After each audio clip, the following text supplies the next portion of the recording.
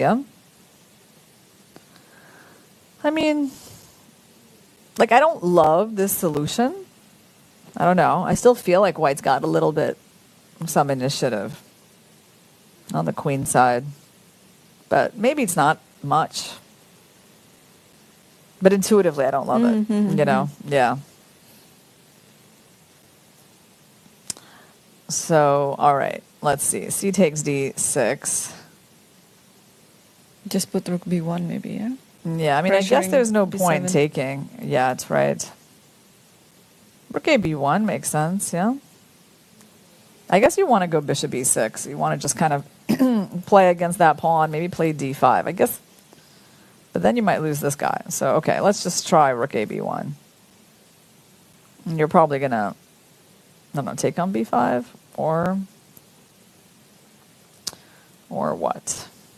Or bishop B7. Oh, bishop D7. Bishop D7. But bishop D7, I can just pull the queen back to A3, attacking D6 or B4. Or even B3. Yeah, or queen B3, there's bishop E6, right? Maybe. No, I think this move is reasonable. Queen A3, yeah.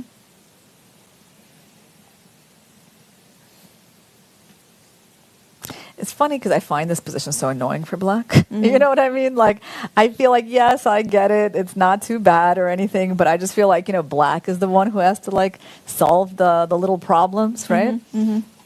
But okay. So let's say we take right away. I mean, maybe the point is, like, if the knight goes there's something like D5. Maybe it's not a big deal. Like, if knight takes D5, bishop E6 next. Yeah, I mean. So queen takes? You want to take with the queen, yeah? Queen takes and probably just play knight D5 next move or something. Rook FC1 also looks good. And then like that, something like that. Yeah? Or queen B4. I like queen B4. No need to exchange the queen. It's okay. Queen B5. Bishop D7 and queen B6.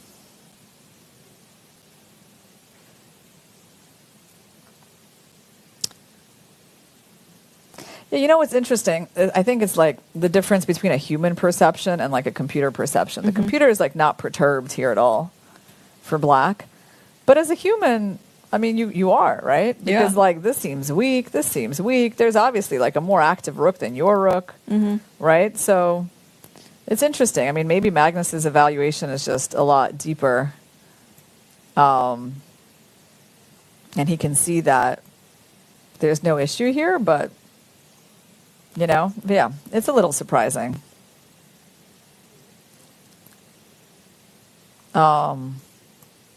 Yeah, so we sort of neutralized everything, things like that. Yeah.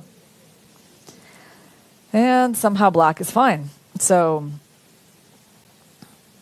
let's see. Can Prag do anything differently here? Well, I mean, I guess he doesn't have to take right away. Yeah, he can bring a rook to C1. Can actually do that move. Yeah, white has lots of choices here to develop the rooks to B1, to C1, to take on D6 first, or and Prag has been spending more than 8 minutes on this move. Yeah, well, we saw that basically this requires like definitely some deep calculation, but that seemed to be like a more clear way to solve the problems, right? Because when you move the bishop out, you protect the rook and you're kind of ready to take there. So you're kind of forcing them into this line, right? It just goes very forcing like this, like this. Oh, no, I keep forgetting to do that. Rook F1. Yeah, you take on a... How about if you take an F1 with the king? Well, let's figure that out because it's a little different. So if I take there, queen takes, bishop takes, rook takes... I mean, does white stay up a pawn in that line? Because let's take with the king. Well, what's going on here? Is there something I'm missing? Like, we just keep taking. Yeah, but and maybe take on the you take take here. the A3. Yes. No, Tricky. because I was like, if you take with the rook, I'm just up a pawn, right? Yeah. So I thought this was an improvement for white because he gets to keep his rook protecting the pawn. But actually, you don't take that bishop. You take this bishop, and then you have bishop b2. Yes. So black will stand better after that. And yeah, that's why rook takes f1 is getting played. And then we were seeing this line where like everything gets liquidated. And this one was quite okay for black because these things are hanging. Right? So that was, I guess, Magnus's most clear path to equality after bishop a3. But he chose rook b8, which is kind of complicated. Yeah. Rook b8 is a bit of a concession. And what did we look at knight d7 in this position too? Or was that... Oh, we looked at queen e7. Queen e7. We didn't look at knight d7. Yeah, not in this position? Nope, don't think so. Yeah. No, I mean, okay, probably it's not the best, but it's because it's always playable. All right, so he goes for rook b8. Doesn't solve the problem immediately. And when I say the problem, I mean the problem is the pressure on the queen side. Right. You know, the problem is that this bishop is quite strong and that white has space there. And that's what the move bishop h3 was trying to do. It was really trying to force the issue on the queen side. So rook b8 is a bit of a concession. It means that he will have some things to solve. So let's say we try rook fc1. We get out of bishop h3. Now, do you go bishop d7? Do you trade on a3, take on b5, go c6? I mean, it's a lot of moves. Like, okay, this one comes to my mind. How bad is this? I just want to take, you take, I take, really forcing, and then just c6. I mean, it actually feels, solid in a way. The question is, how strong is your knight? I doubt it. It's just like, maybe you can just move the bishop else. Bishop e6, so it's very neutral. Yeah, and then like I can always protect, yeah? Yeah, I also would feel pretty safe, I guess, as black. Yeah. But queen c5, isn't there like knight d7?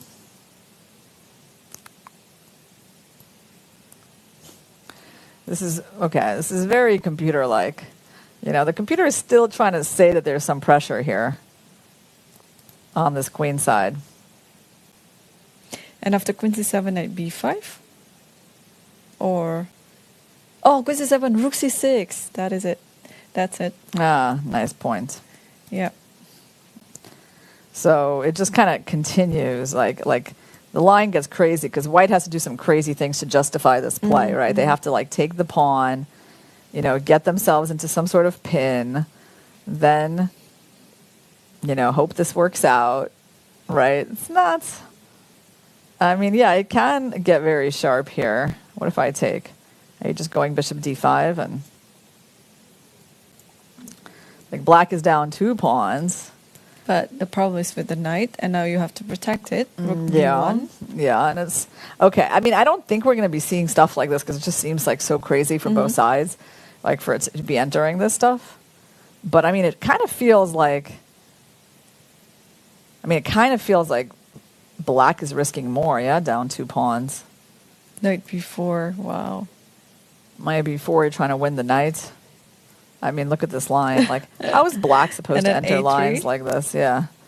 And then I give it up for 1. Then we're in some rook endgame. Like, look, here we go. We've analyzed it down to a forced rook endgame. And now we can start, Takes and then... going for, this stuff. I don't know. Did I do it the best way? Maybe not. Oh, it's interesting that... Maybe just go to a8, yeah? Yeah, interesting that this is considered this is very anti-intuitive, right? Because, like, automatically you put the rook behind the pawn. But here, the computer is actually suggesting rook a8. Because the rook cannot be behind the pawn, that's different. If in this position the rook was on c2, then maybe it's it's not a very good move. But now the rook has to protect it on the third rank. But this is still quite instructive that he thinks that the chances to hold this are better, letting the rook be on the side. And he thinks this is a better defense than this, which for me is news. I don't know, because they both seem kind of possible, right? Well, for this, I think it's quite thematic. You just have to put the rook on e3 and then bring the king out. That is why I think you have to have the rook like on the other side of the board. So rook c3 and then I'll play rook so e3. So you want to go rook e3, rook c3. Rook c3. So if you attack my a3 and e2, I'll put my rook on e3 and then I'll move the king out to f3 and so on. So you plan to put your rook here and then move out your king towards this. Yep.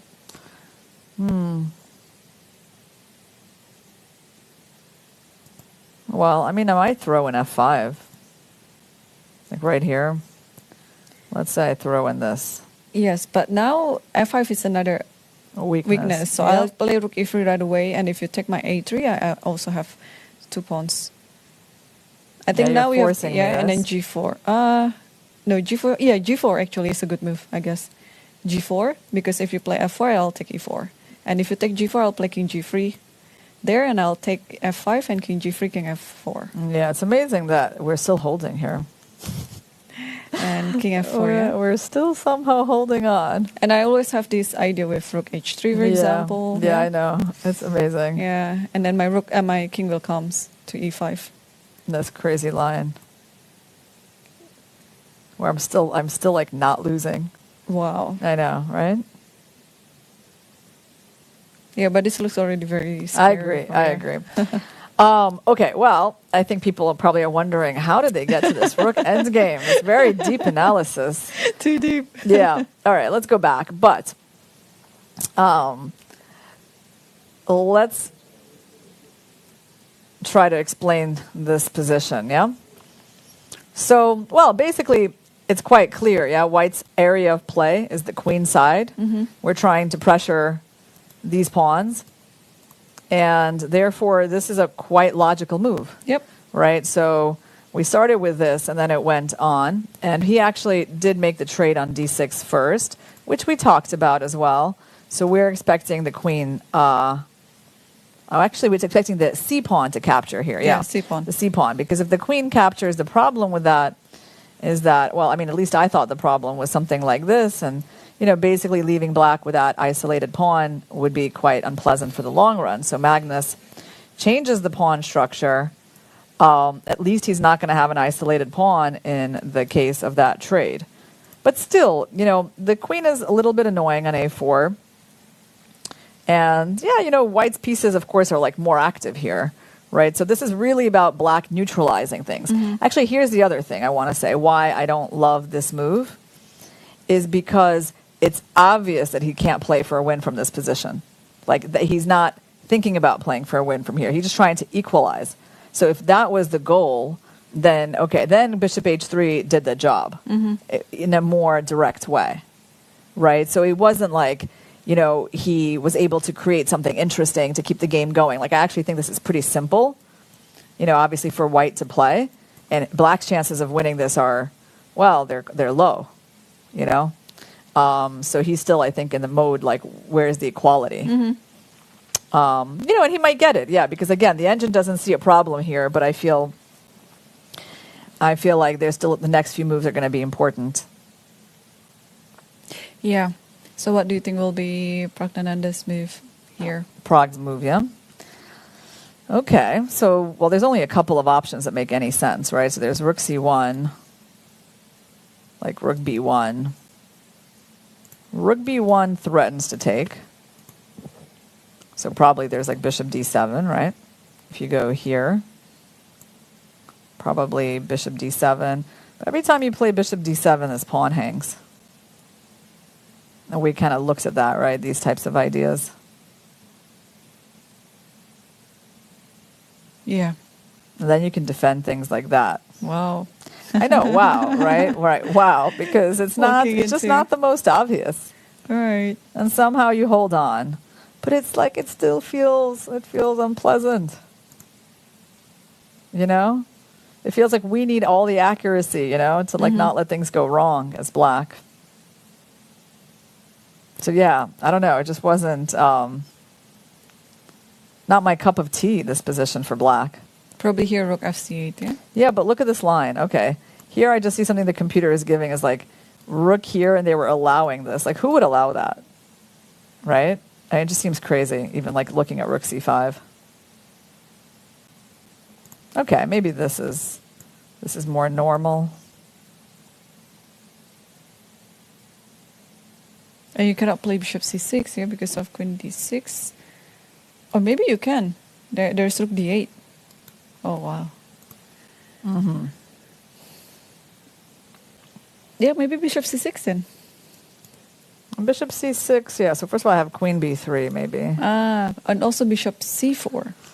Well, then you can trade and go like rook c5, I think.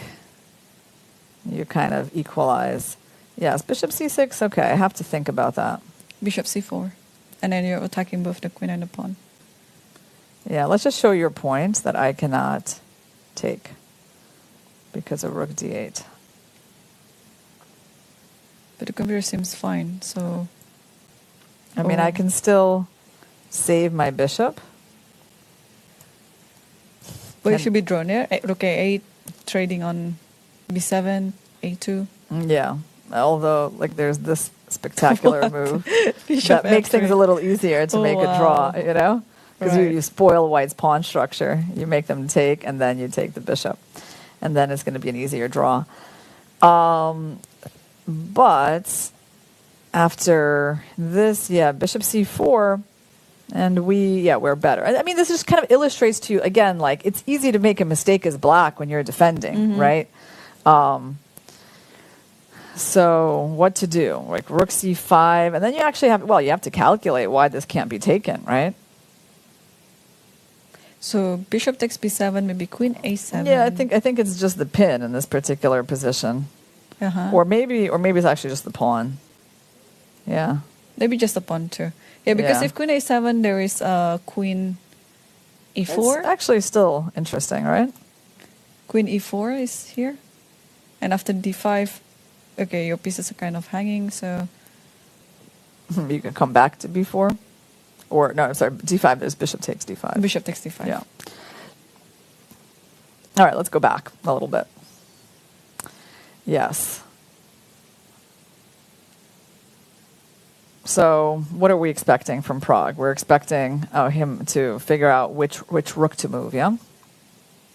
Which rook to move. So let's say, again, we're looking at this. So we just spent some time on that. I guess you could try maybe just to clarify things right away. So what did he do? He did move a rook. He did to the other rook, I think, the A rook, probably. We'll have to move soon. Yeah, the rook is on AB1. F1. Rook AB1. So, okay, he did play that. Very natural. And I'm thinking, okay, maybe taking is better so that the queen continues to protect d6, right? Yeah. And the bishop doesn't have to move on c8 yet because it's needed to guard the b7 pawn. So after taking on b5, maybe queen takes b5. Yeah. I mean, you know, one of the engine moves here is this.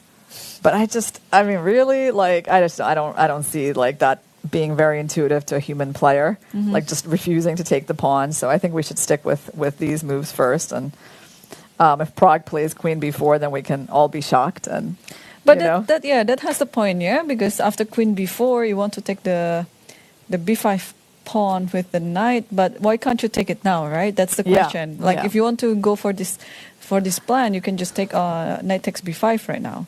The difference is maybe because there is bishop d7. Yeah, so, well, which way is the most natural? Is it knight? Or does knight takes just kind of give... I mean, does black even want ideas like d5? Like, how important is a move like that? Did we try d5 before? We did. We actually kind of mentioned that that's a possibility. Yeah, Magnus takes on b5. I like that. That I understand. He is, clarifying things. And now, okay, so if queen takes, at least there's no d5. But then there is this idea. And there was something a little bit strange here. Ah, yeah, very important, tempo. That's the thing. Like after this queen trade, this was very important, the attack on the c3 knight. Because otherwise you can't get your bishop c6 in.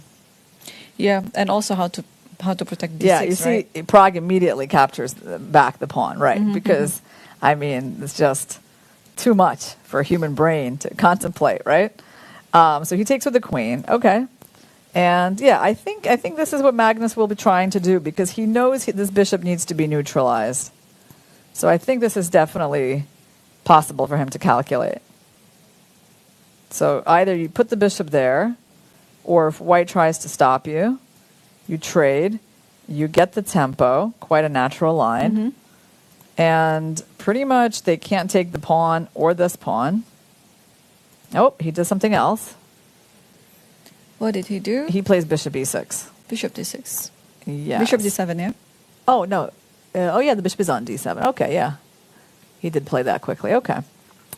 Yeah, so here we go. This, and this. And this rook c8. This is maybe how the equality is going to happen. Right. So you know what? He played so accurately. That's the thing. Yeah, his judgment was good. Yeah. It was not annoying the way I was thinking. Maybe it would have been annoying for me, but it seems like for him, he was able to, just find all the right moves.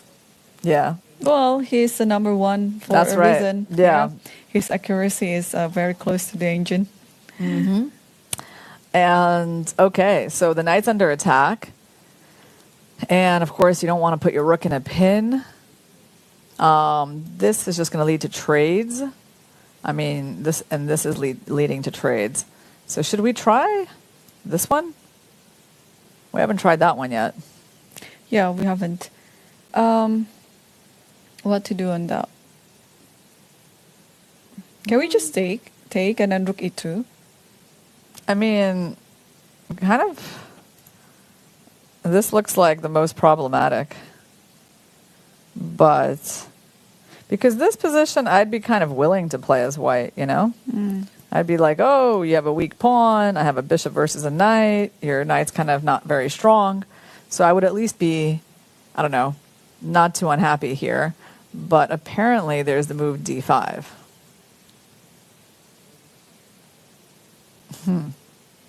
And then you just kind of go for activity. Okay. So pretty much the same idea like I mentioned, but now without trading the bishop with the knight. Yeah. And I guess this pawn is hard to guard, and we can even play rook 8 to attack it, right? Okay. So, I mean, he could go knight d5, and then that's this quite drawing line that we saw. I mean, here, yeah, that's it. Once you solve the problem of these pawns, then you don't have any issues. Yeah. So I think we can predict that Magnus is going to be making a pretty easy draw, comfortable draw. Comfortable draw. Yes, against with his knight f6 move. Right. And before we go on to the next break, can we quickly see what's happening on the board? Yeah. Of Abasov versus Caruana. Okay, let's take a look, because that game is going to produce a lot of excitement today. Yes. So Caruana is currently trying to equalize it, and I think in the current position he's been successful. And you think so? Yeah. Okay. So Queen E3 was played by Abasov. So he did not play Queen Knight E4. He didn't play, the most direct moves. Yeah. Right. Okay. So now Queen E3, it's like the same theme as Rook G3, right? Okay. So what is the idea of it even? Like what is the point of this move? I'm just trying to understand, because this is not really a threat now, as far as I can see. So, I mean, basically, he probably wants to go knight e4 anyway, but why did he spend time on this queen move? And he spent a lot of time on that. A lot of time. Yeah. He liked those queen moves. There was one queen move he made against Vidit with queen d2 that that also was not the most obvious, but there it was actually quite good. Right.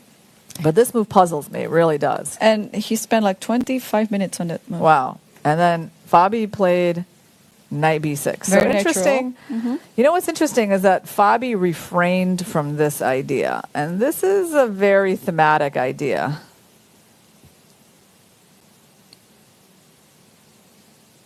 Because, I mean, you're basically closing up the e4 square. You're trying to take some space. So if EF, how are you going to take it back? Oh, EF? Which one of my knights wants the job? I think the D knight. Yeah, I think I'll take this way. Yep. And if I play, let's say, F5? You just moved. How do you do it? Like Let me rook think. E8? Rook maybe even rook D to E8, right? Rook D, E8. Yeah. Yeah, I think this should be it. Then I'm kind of neutralizing your whole activity here, right? Is there something? I mean, what else could White have done here? There's not like something crazy like D5, is there? So if I take this way, the E pawn. What does it do? Yeah, I don't know. Well, you know what's funny is that the computer is trying to say this is still equal despite the fact that we gave up a pawn. And I think the idea was, because I was thinking the point of this is like to sack a piece and, I don't know, get the knight in, but there just doesn't seem to be anything there, right? But no, the idea is to either get the d6 square for the knight, okay? Right? So just like a positional pawn sacrifice. In that case, you really wonder, why didn't we just play knight e4 to get the knight in there? Or in this situation, he kind of just gives it up and goes knight e2, I guess, to try to attack this pawn. That's very deep. And then the game can just go in this direction, and that's it. And then it's crazy. But no, I mean, I think, first of all, I think f5 is very reasonable because who would really think of d5 for White? Not the most obvious thing, right? But he played knight b6. And bishop e4 is on the board, which I do understand. Well, he's trying to play f5. And if knight takes, he's probably going to take with a knight. Well, and pull the bishop back? Pull the bishop back. I think so, although we actually still need to look at that. You know, it's funny because we've looked at this position a number of times, like this type of position, and we always try taking with a knight. And I have noticed that even though that's pretty good, like the computer actually likes this bishop capture. I think it's also because you want to get an outpost on d6, or if EF, then you have this f5. Yeah. Oh, good point. Yeah. ED and you have f5. If CD, then knight b5. Yes. So in this position, this is actually a much worse capture because you kind of lose a tempo, and then they can even play g6, and it's kind of hard to break through, right? Although when I say it's hard to break through, I don't know. We can definitely try it. I think you can just take it now with the G. And then you're gonna play rook takes g3 and rook g8. Yeah. You just trade everything. And the bishop is cut. Yeah, the bishop is cut, and I don't have like a winning attack because of rook g7. Yeah. So the right way to capture that knight would be with the bishop, and that way you either come in or you come in. You come in either way. Yeah. Okay, so that's interesting. So what does Fabi need to do here? So he needs to go back to this f5 idea that he's been reluctant to play, and then basically just get a totally normal position, right? That's fine. I mean, what's the problem? The White's pawns are weak. Yeah, totally. So I think that compensates it, because otherwise Black's position is just looking so bad. And at least in this line, Black has something to fight for. Yeah, so bishop e4. So we agree that maybe what else can be done here besides f5. So we saw knight d5, but knight d5, bishop takes d5. So now we are seeing f5. Not very obvious actually. But f5, I agree. It looks like. I think he's going to have to do it. Yeah. I mean, he's had a couple of chances to play this idea, but I mean, I don't know what could be his problem with it. It seems, I mean, especially you don't want to let this move in, right? And then you kind of figure out this is bad. So I feel like he should find this move. Anything else he can do? I mean, like G6 looks very ugly in comparison. Right? I mean, you can, I don't know, G6 just seems to weaken that pawn for no particular reason. Mm-hmm. Maybe you could try it and set up your pawns like that. And it's hard for me to sack here. Maybe. But, I mean, I think I would go for the more F5, forcing yeah. F5. Yeah. Yep. So Fabi has spent more than 9 minutes on his upcoming move. It better be F5. Yeah, it might be like he's calculating this line because, like, how does he guard that pawn? And also, like, if I take it, then he might see some problems with G7. Like, maybe that's what is concerning him a little bit. Yeah, first of all, you can play Rook D6, yeah? Mm-hmm.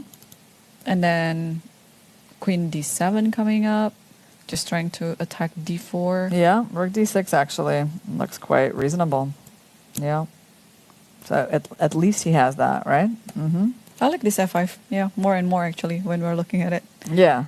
Mm-hmm. Well, you gotta break out of that lack of space, right? This pawn is very powerful. So when you go there and they're basically forced to take you, I mean, they don't have to take you, but then you shut down the bishop. Let's not take. Let's go somewhere. Yeah, B1, C2.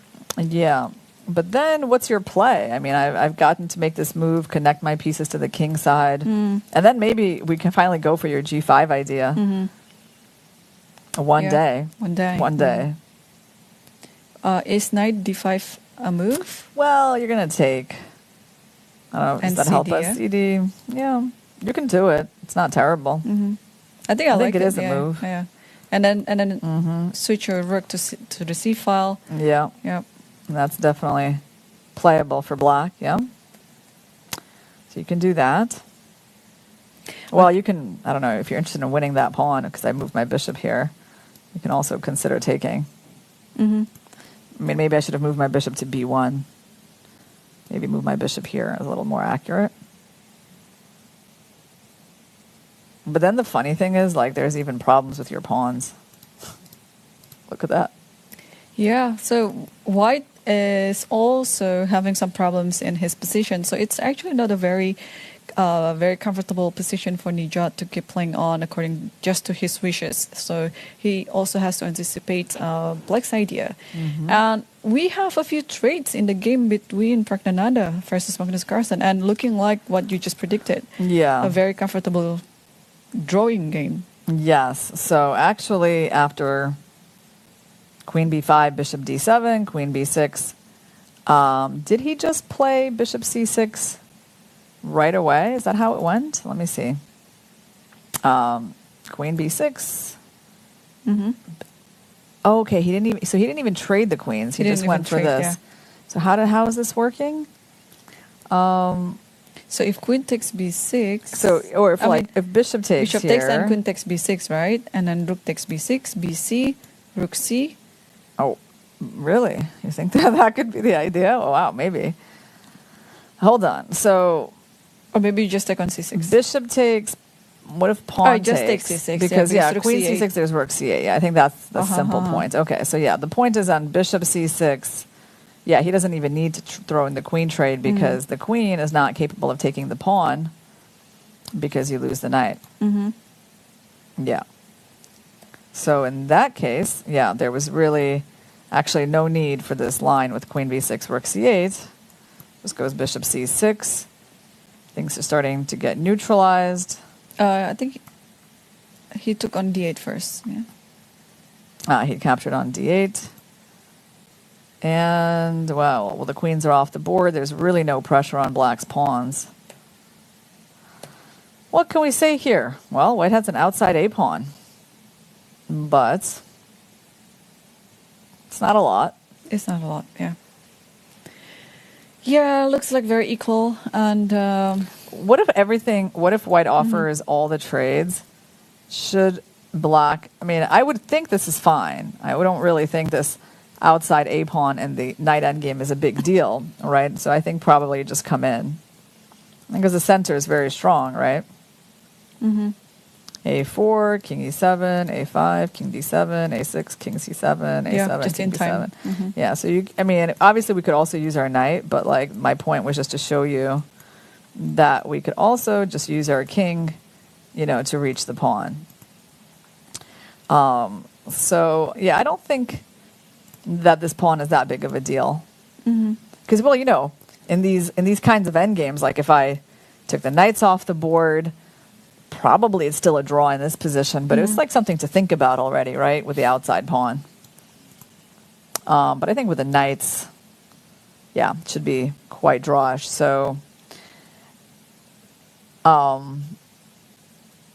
this is not, the most, let's say, exciting game, right? Yeah, almost no firework, but both are, I think, doing some positional battle and positional understanding about the approach is a bit different compared to the other game between Nijat Abasov versus Fabiano Caruana. But yeah, I think the game will still be continued. Maybe Magnus is known as a well grinder. So even in the position that's looking like a very dead drone like that, he might still be grinding until he can get something out of it. So let's take a break. But yes, so don't go anywhere because the games are getting actually quite very wiry on the board. So yeah, stay tuned and we will be back after this break.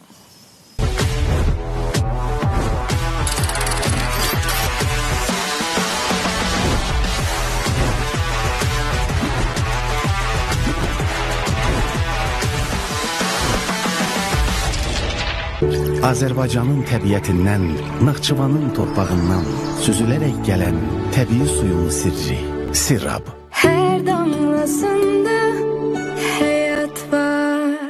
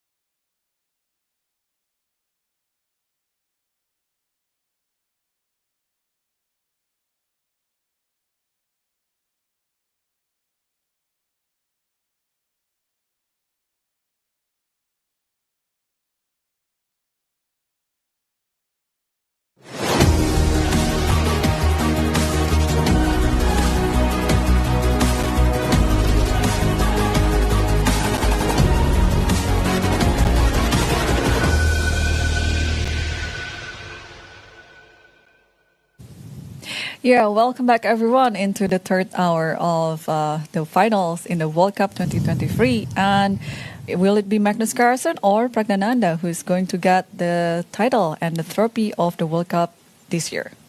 All right. Well, for now, we got to look at the endgame that they have in today's game. So last couple of moves. After the trade of queens, the trade of bishops, Prag actually went for a king to g2. And Magnus played rook a8, which I find to be an interesting choice. I guess like another obvious move that I would think about would have been like king f8 for him and trying to also bring his king to the center. Like in a way, I feel, you know, despite this outside pawn, black has like this very strong center, right? If you kind of trade off enough pieces and maybe like get your king, you know, activated, like maybe, you know, theoretically black could have something to play with here. You know, I'm just trying to think of some scenarios where this doesn't end in a draw, like in a couple of moves, right? All right. So, yeah, I did think this king was going to come in. Magnus decides to avoid the rook trade, which is really interesting. I see that's not, I feel like there's something kind of like symbolic in that choice. Yeah, symbolic indeed. Yeah, so he's not showing that he plays for a draw. He is actually fighting for a win. Yeah, keeping both pairs of rooks on the board, I feel like is kind of a statement that you don't just want to liquidate everything. Yeah, and also there is no risk by doing that. Yeah, you have a very solid pair of rooks and then pretty good center, and then I think this is also quite very straightforward. You just want to attack. Okay, rook a3 is about to come, knight d7 as well. So I think black's position is quite okay. Well, I mean, I feel like actually I can't even. I don't know. To me, it feels like this move cannot, its significance cannot be overstated. I mean, because black was not forced to give up the b file at all, right? So it's kind of like, I mean, in a relatively stayed position like this is like the sharpest move you can make, right? I mean, because you know, we were seeing things like, you know, I mean, we were looking at things where like everything kind of gets traded, right? And in this type of position, well, okay, then... Yeah, I mean, again, it's like the kind of thing where you can think, well, maybe black can try to get something. But, I mean, objectively, it just kind of should be a draw, right? So the fact that the rooks are staying on the board by Magnus, I think, is a very interesting decision, despite the fact that it doesn't change anything in the engine bar's feeling. You know, the engine bar is very neutral about this decision. But I think for a human player, I mean, you're stepping off the B file. You're letting your opponent kind of own that one open file on the board. And, I mean, your idea, I guess, is to maybe, like, try to, you know, play against the A pawn, right? Put the rook on A3 at some point. I think it's a significant move, and we might still see something here. So rook DC8. But, you know, it's also like, it's like a risky move as well, right? By the way, if black ever loses this pawn, then I think it's going to be quite annoying, right? With like this one becoming exposed as well. So what do you think, Irene?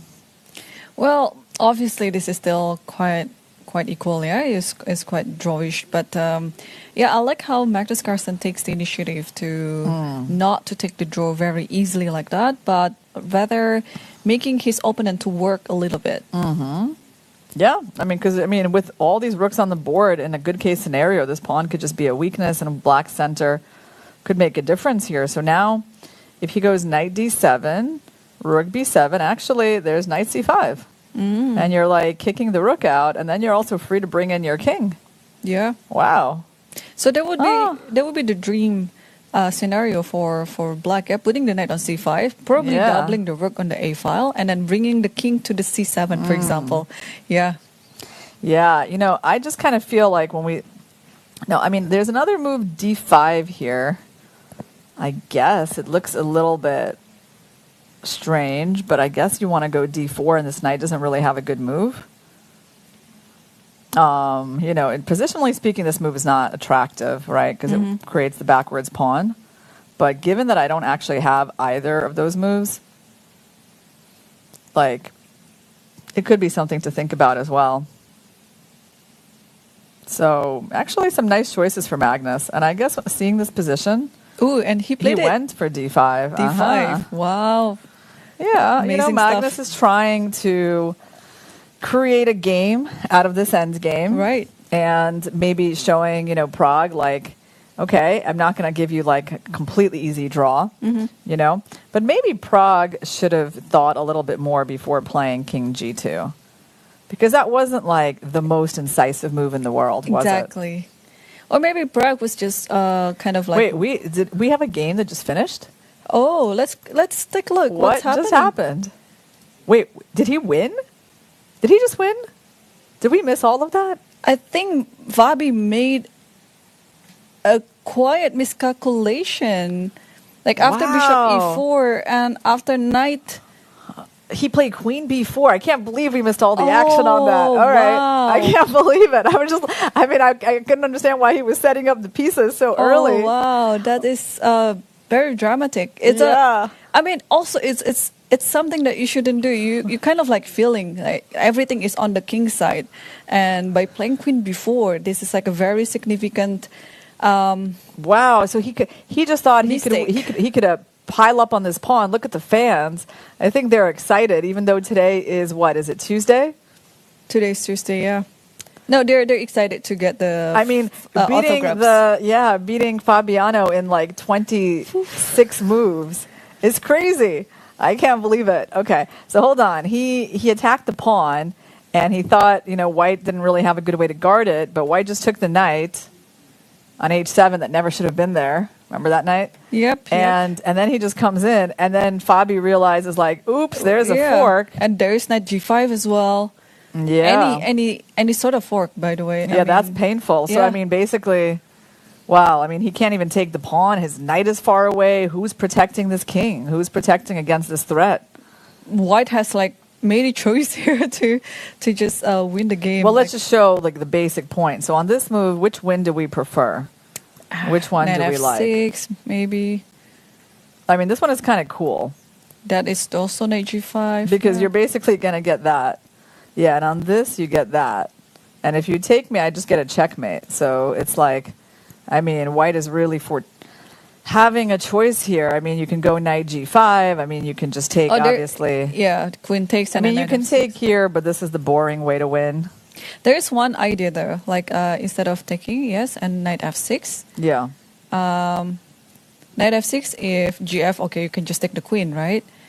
So you have to play king H8. Okay, trying to follow your thoughts here. I was thinking to take on G7, but now I'm thinking again, it doesn't work. Yeah, you don't really... what were you trying to do? Trying to make your queen jump over, or...? No, queen G3, but then there's king... No, it doesn't work. I see. I see what you were trying to do. You were trying to say that I can't take your queen because there's a cool checkmate, and if I take, king will just the king runs. But okay. But I think knight G5, is very convincing, because knight G5 you have to go king H8, then I take knight with F7, check, and then this is just ugly. Yeah, then I can... can I even go back? Maybe I can't go back, though. I wanted to try to take another pawn in the same way. But, you know what? I can just take here. I think that's good. Yeah, that's it. It's game over. All right, so... Oh, poor Fabi. So he went back. Oh, my gosh. I didn't believe that it ended like this. And this is the end. And the final move is the beautiful F5. Now, let's figure out why this is the end. I have a feeling it has something to do with that. Any moves, actually. You also are serving this knight G5 as well. But of course the direct attack is rook G7. Well, the point is, like, if they take you, then it's rook G7, right? Oh, there's also this. There's even a queen sack win. Damn. Yeah, look at that. This is too good. This is too good. This is so beautiful, right? I actually like this one. Yeah, this one is the best. This one is not as cool.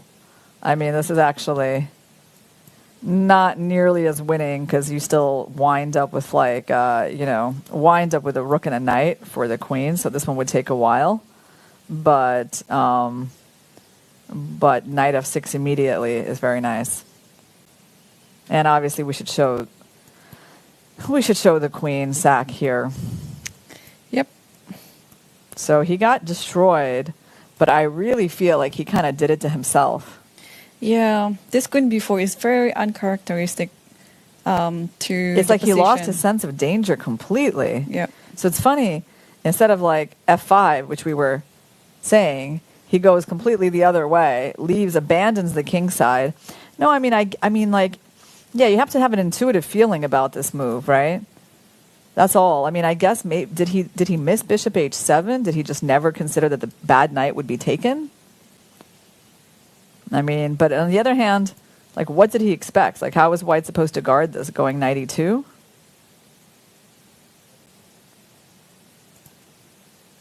Yeah, I mean, the queen has to stay on e7. This is kind of natural, right? Because it's a forcing move. And then coming in with the knight is also natural because we know all those ideas are there. So I don't even know. I can't explain it, actually. Like, I really can't explain what he blundered here. Well, poor Fabi. Yeah, I think maybe, I mean, looking at this game, you actually get the feeling like he was really impacted by yesterday's loss. Result, yeah. Yeah. But I mean, Abasov, like, what an easy win with the white pieces. Yep. 26 moves, really flashy, right? And those pawns, they got to e5 and f5 in the end. He got it in the end, yeah. And also this knight e4 idea. Yeah. He got it in the end. He got everything. He got everything in the end, yeah. Wow. Well, tomorrow Fabiola will be playing with white pieces, so let's hope that he will make the comeback that's very much needed to secure the tiebreak, actually. Yeah, but it was a very good game by Abasov, yeah. Very dominant straight out of the opening. And yeah, unfortunately, Fabiano just blundered, and as you said, losing his sense of danger, and eventually lost in such a way. Okay, so this is the final. Praggnanandhaa versus Magnus Carlsen, and I like how this game is going. You see, because it's going to be very instructive how to carry out on this type of end game.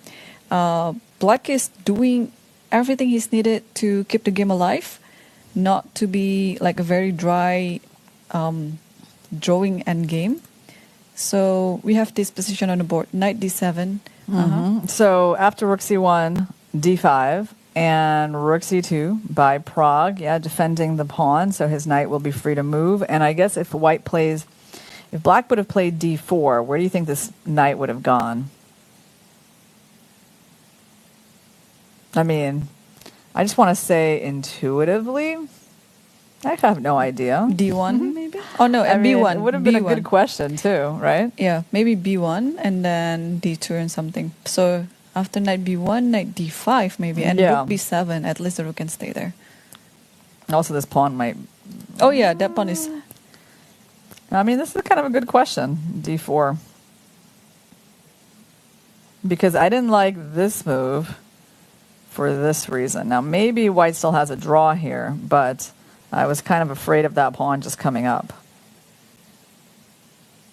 I mean, I guess you can attack it, and if I move it, you take that one, and everything is still fine. I mean, it's kind of a cool line, right? It's like, who knows? Rook D5 maybe, yeah? Yeah, rook d5, and I guess I don't have time for this because you take, and when my rook comes down...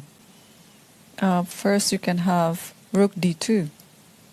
Funny, isn't it? Rook d2. Let's show it. Let's show it. Yeah, that's nice. So I'm thinking here because I'm like desperately trying to promote my pawn. But Irene has come up with the beautiful, rook d2. Although, I was thinking, why don't we just take on b2 and rook b4? I think that's simple. Wait. Okay, what is wrong with this? First of all, okay, you know what it is? They move out of the pin, and actually you can't take, and you can't take, and actually got to move the rook and then lose that one. That's pretty funny. Right. Yeah, so in fact, what you got to do is just take the rook, and then actually you get behind it, and then white is fine. Yeah. Well, there are some sharp lines involved with pawn move d4, but I mean, it's true that other than this, like pretty much all of these moves are possible. Knight b1, I mean, well, knight b1, there's knight d5 to look at. But I guess, I mean, obviously black is fine in all these lines, but maybe Magnus just wants something more complicated than this position. And probably rook c5, yeah? Yeah. Mm-hmm. Probably that. Is that a draw? Or are you actually better here if you take this pawn and then come back? Yeah. So probably just where to put the knight then? Yeah, well, there's an amazing move here if you want to sack your knight for 2 pawns. And you have to actually, you might get a third pawn. You might get a third pawn. Wow. It's an interesting line. But okay, obviously Magnus doesn't need to look for lines where he needs to find equality. So he decides not to go d4. He plays knight d7. And rook b1 is on the board. So, yeah, I actually think we're getting the scenario I was telling you about, like, but with black having pushed, and now black is getting to bring in the king. King will stand fantastically on d6. And once the c pawn is secured, I start playing against the a pawn, and this could actually be a long game. Mm-hmm. Yeah, we kind of like predicted during the break that this game will end very soon, and the other game between Nijat versus Fabi, it's gonna take a while. But yeah, I think the opposite. Yeah, it's the opposite. So, okay. So unless knight c5. So I think at this point in the game. By the way, is there like a tactic? Is there a tactic like that? What am I missing? I think you can just move the rook back to d8, and after rook c5, rook 8. No, but I'm saying this white just equalized. Oh, there's rook a5. Rook a5. That's it. Because I was like, hey, maybe Magnus was allowing some draw with this, but yeah, no, we can actually save the knight. Yeah, and there's no way to win it. Because on that move, D4. there's d4, and then I get to keep the pony. Okay, but obviously that's a tactic you have to look at, right? Mm-hmm. Okay. So what I'm saying is the way I feel about this position, at this point in the game, Prag has realized, like, he's certainly not pushing for anything, and he needs to find his way to a draw. Mm-hmm. That's the mentality, right? Because it changes, right? Like, probably when he entered the endgame, he was thinking, everything is fine. Yep. It's going to, maybe it'll be an easy draw. And then a few moves later, he's like, oh, Magnus is trying to win. He's trying to keep this game going. Mm-hmm. And now he's probably thinking, okay, how do I make my draw? I think that, at least that would be, that would be the way I would think about it. So I don't know about this move, to be honest, this knight c5 move. Like, I don't know how well the knight is going to stand there. Maybe he's trying to go to e6 or something. Yeah, that's possible too. I don't know why he didn't go, like, king here. Was he just, he's not getting in time to d6. He can't go here because of knight d5. So you have to guard d5 by playing something, yeah? Yeah, like I actually, but then maybe he just doesn't guard this pawn in time. Yeah, maybe knight b8. Mm-hmm. I mean, I actually think it's interesting. I think if you can get your king, you can move back your knight. Knight d2, knight b3, knight c5. I don't mind your knight there that much, though. Rook a3. Rook a7 even. Like, this position I would play as black. Mm-hmm. I mean, yeah, maybe no need to play knight c5 right away, but just keep it there. Mm-hmm. Probably d4. And you'll be forever tied to that pawn. Maybe f6. Wow, and e4. Right here, or where? No, D4, F6, E4. It's like you're starting the opening. Yeah. But that's funny. If I take, you want to push D5, or something. Uh-huh. Okay, you have suggested a crazy move here. Well, D4 is not so crazy, but E4, yeah, that's quite something, yeah? Okay. No, I mean, I'm not surprised that we can find some lines that can equalize for white, right? Like, I know it's not, like, black has a lot yet. But yeah, Prag did, I think, a very good move there. Rook C1. Rook So C1. he was basically setting up this tactic. So Magnus went here. And now you don't have that anymore. You have knight b5, though. You have knight b5, you said, yeah? Yeah, knight b5, I think, equalizes everything. You think so? Hold on, we got to calculate that. Knight b5, what do you do? cb, rook c5, rook c5, rook c5. You know, Magnus is looking at the score sheet. Interesting. Like, What how is many he- moves have we made before the maybe he's overdraw? well, I don't know. Yeah, it's either that. Can I offer a draw or how many moves do we need to get to the time control? Oh, right. I think that's actually Yeah. more likely. Right. They still need to make 15 more moves, so Prague is in a little bit of time trouble. Yep. Okay, so is knight b5 a move here, Irina? Okay, let's think. So knight b5. Well, first of all, I can move my knight. You can move your knight, that's true. I can, but then you have knight d6, and then you can try to take my pawn. So that's one issue. So knight b5, I mean, obviously if I take with the rook, you get everything you want. Even there I have king f8. Yeah, Even there, actually, you don't necessarily get everything you want. So one issue is this, that like I kind of give you what you wanted, but then I go king f8 and I try to again get my king to d6. Yeah. Probably in this position there's e4. And it's just E4. in time. Yeah.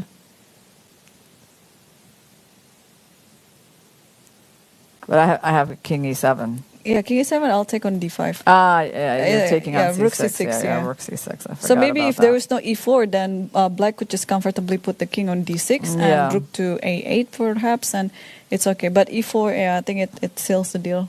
You are really fighting for that draw, huh? I mean, what else can white do in this position? No, I like e4, actually. I think you should force the issue Yeah. when you got this position, yeah. So you have to I take, agree. and then play f6. And now I Yeah. think it's already quite clear, yeah? Yeah, White's got the outside pawn. I mean, they shouldn't be losing this position. All right. So knight b5 by Prague is a move. It's probably one of the many things that he can do. Actually, wait, so if he just moves his knight, is there just a trade over here? Like, can he go to one of these squares and simply, he just moved his knight backwards somewhere. It might be to b1. Looks like it. Looks like b1, yes. Yeah. And Magnus played knight Yeah, we're e6. actually seeing the trade. So we might be actually finishing this very soon after all these trades. Yeah. Well, Magnus tried a little bit. I think that's the right move from him.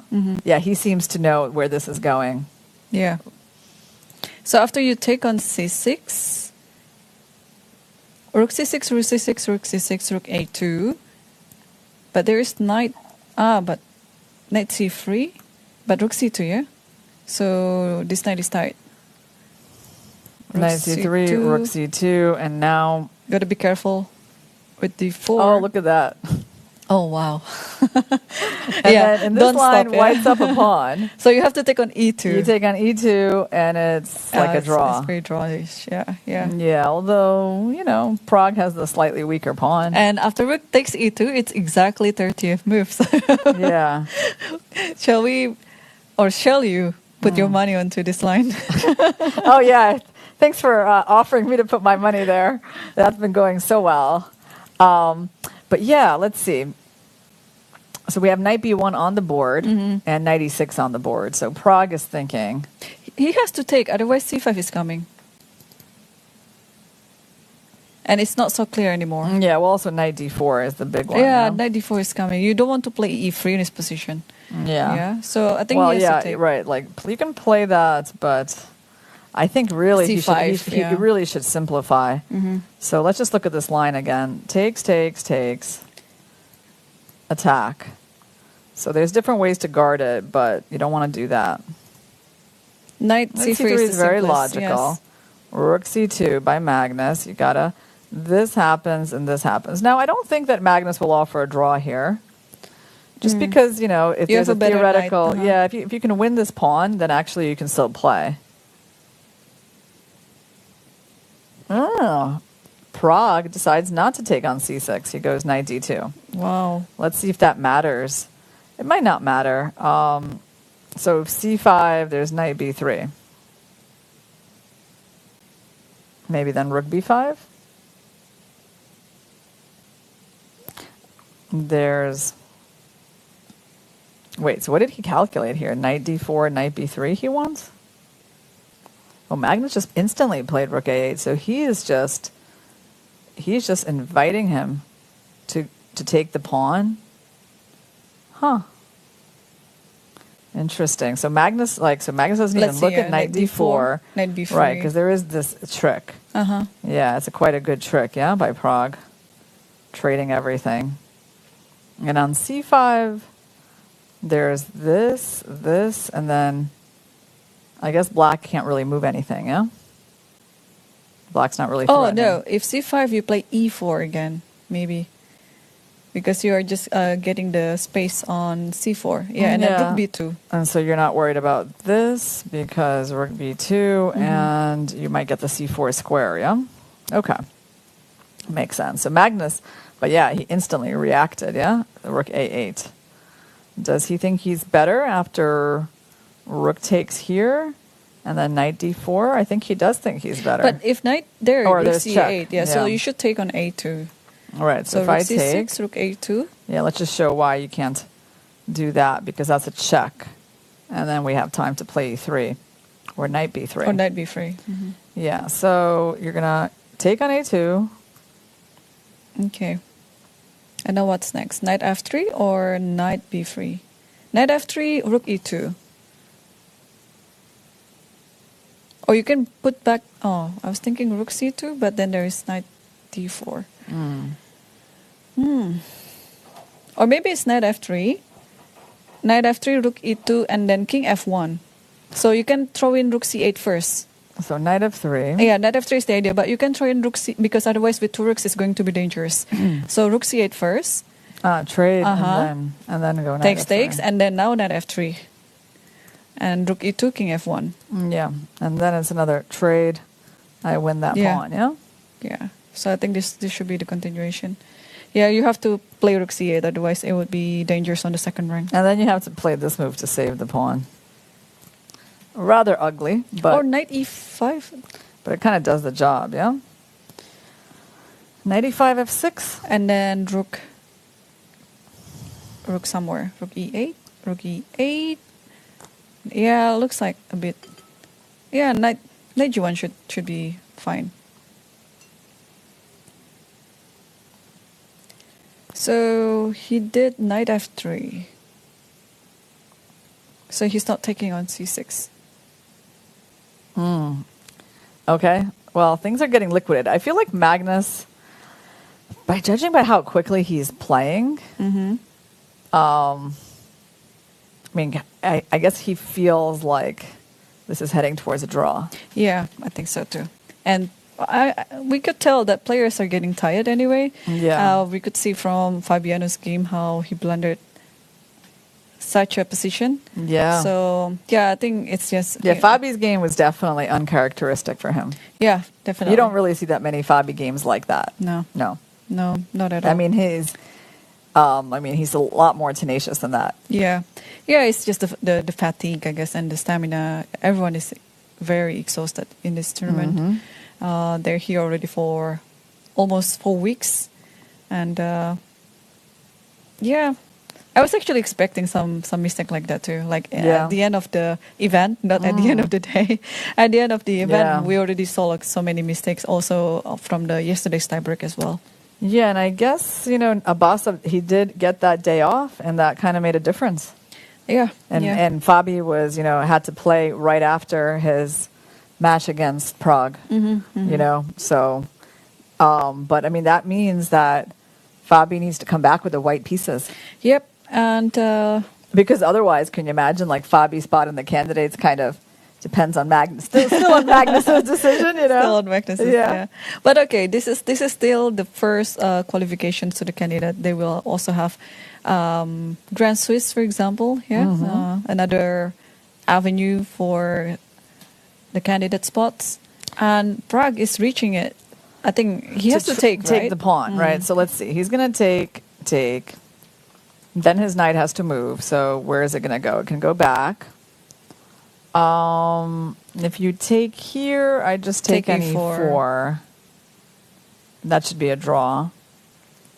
If you defend the pawn on C6, I got to play rook here.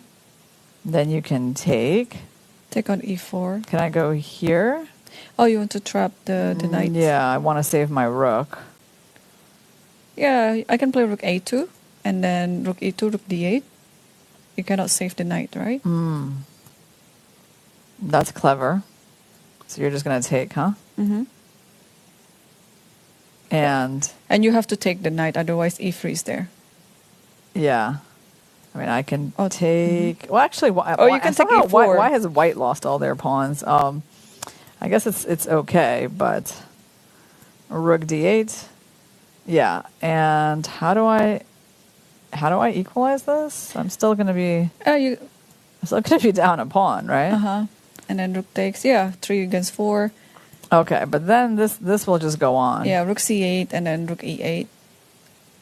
Yeah. And then king goes to F1 maybe or something. Yeah, it should be drawn. Right, but like, there's no way this is going to happen because like Prag isn't going to give Magnus some position with like the extra pawn and to play this for another hour or two. No, so hold on. So let's play carefully here. So E4 is on the board. So we're expecting, okay, pawn takes, reasonable. Pawn takes knight D2. Knight D4. Okay, he captured. Knight D4, rook C4. Knight takes E4. Now, knight takes E2. Now we can think because we have choices here.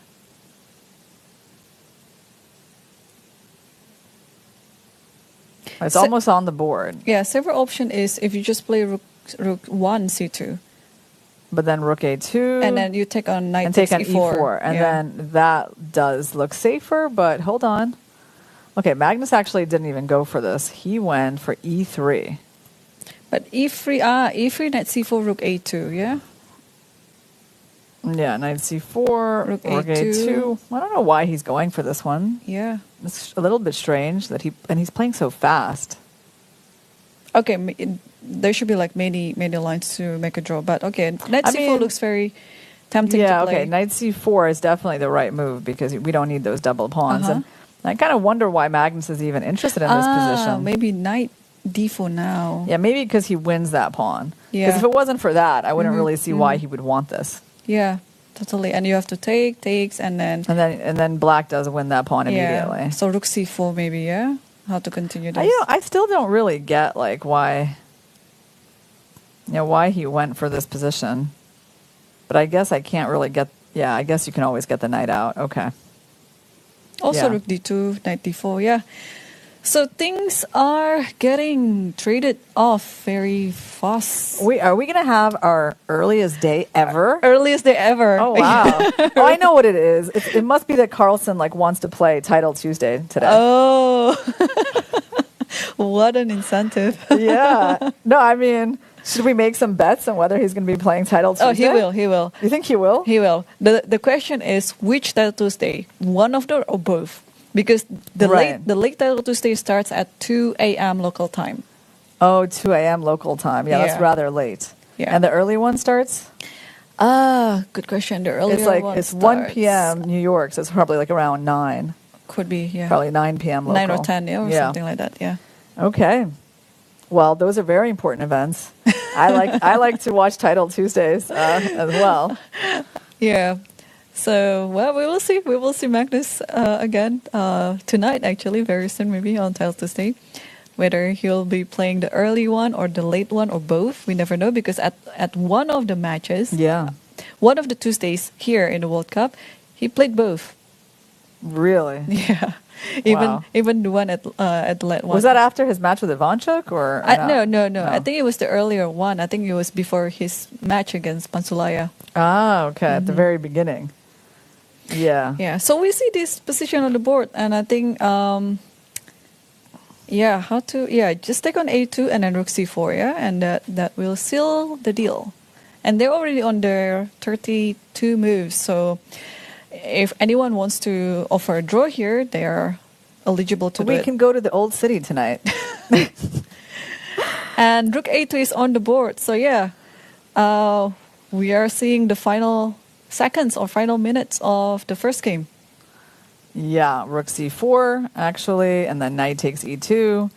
Rook c6 and draw. Great. And draw. I mean, they've made 30 moves, so it's kind of coming. Magnus plays c5. Okay. He's funny, right? That's the thing. He has a sense of humor that he brings into his games. And now rook takes e2, and the knight will go to e6 just to go. Oh, you think? Yeah. No, the knight can't go to e6 because there's rook c2. No, rook takes e2. Rook takes e2. Yeah. Okay. And that's it. So the first game between Praggnanandhaa versus Magnus Carlson ended with a draw, like I expected, but a totally unexpected result happened on the other board between Abasov versus Caruana, where Caruana just blundered very uncharacteristic of him. It's I also couldn't explain it how he made that decision of queen b4. It's almost the same like f4, but okay. f4 was more understandable in the tiebreak, but queen b4 was totally a blunder. So yeah, we saw on the camera both Praggnanandhaa and Carlson. They are analyzing the games. Yeah. That's right. Well, the thing is, Magnus knows so much about chess that it's quite hard to catch him out in the opening, right? So, I mean, I find one of the interesting things is, for example, that he went with this knight of 6 move today early on, and this reversed dragon, which is a move that is like, I mean, he's played it before, but it's so much less common than the other options, right? And I guess when you play Magnus, it's just like you have to know everything in chess. Obviously. So I cannot wait to see what Magnus will come up with tomorrow with white pieces. Will he try to surprise Praggnanandhaa out of the opening, or maybe he will play some safer option in the openings and then looking forward to playing in the tiebreak? Well, here's an interesting question because Magnus obviously has a preference for rapid and blitz chess these days, right? But at the same time, he knows that that's also Prag's forte, right? Because Prag is just, I mean, he watched him play at the global league, he was the star player of our team. So, I mean, is it a smart idea to just, let's say, take the game into the tiebreak without at least doing the maximum with the white pieces? I don't know. I think I would say that he needs to try to push in the classical game. And if it doesn't work out, okay, then he'll play the tie breaks. But I think there will be like a fight tomorrow. Yeah, I think so too. And dear viewers, this is almost one of your last chances to send us the question. So don't forget to check out FIDE social medias on Facebook and Twitter because, it's nearing the end of the event. So send us your questions to your favorite players. And the best question will be picked by our colleague Michael Rahal to be asked to the players. And also, after this, we will have the interview of Nijat Abasov after he defeating Fabiano Caruana. So yeah, we will see you again tomorrow, same time, 3 p.m. local time. But stay tuned for the interview too. So bye. Thanks for watching.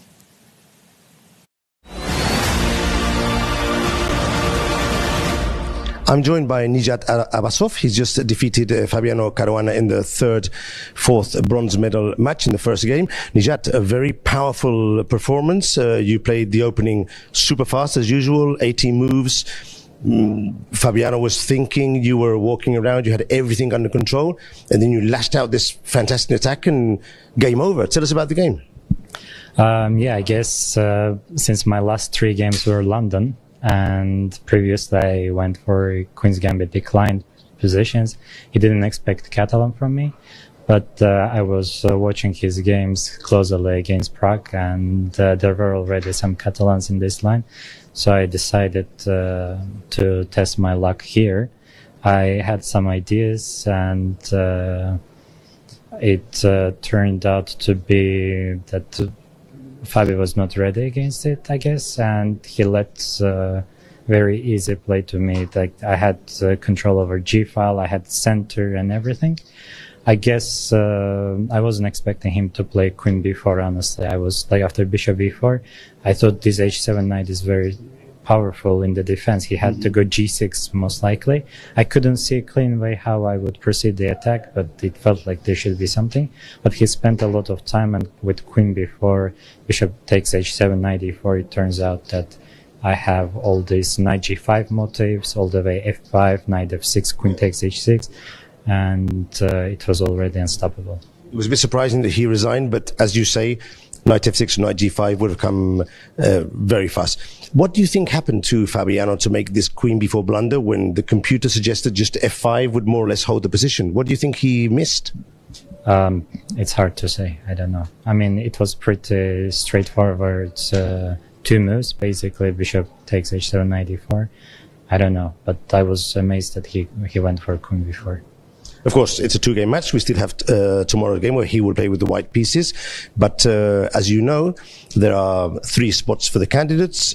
Although everyone says that everyone is virtually qualified, hitting that 3rd spot must be very important for you, I understand.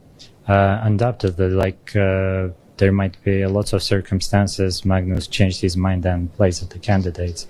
In fact, I don't objectively think he would, but still it's better to guarantee the spot.